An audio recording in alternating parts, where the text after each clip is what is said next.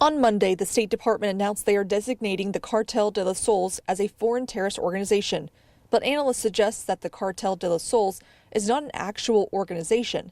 They say Cartel de los Soles is a figure of speech in Venezuela, referring to Venezuelan military officials corrupted by drug money. But the State Department writes the Cartel de los Soles is headed by Nicolas Maduro, who is Venezuela's president, and other high-ranking individuals.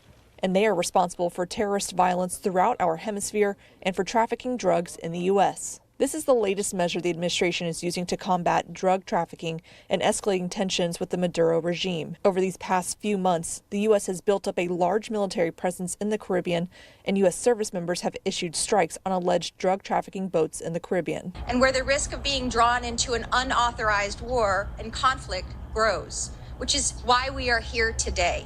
Restoring constitutional guardrails at a moment when it is urgently needed. House Democratic members recently introduced legislation that would prohibit the administration from spending money to send U.S. troops into direct hostilities with Venezuela unless Congress approves it. We owe our troops better than this.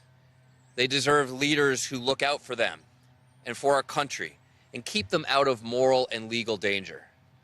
And they deserve a Congress that refuses to let this president send them to fight and die in an unnecessary war. Earlier this month, a bipartisan group of senators tried to seek congressional approval for any military action by the president against Venezuela, but it failed by just a handful of votes. In a statement from the Venezuelan government, they are denying the existence of the cartel and call the administration's accusation as a ridiculous fabrication meant to justify an illegitimate and illegal intervention against Venezuela. In Washington, Rachel Knapp, Erie News Now.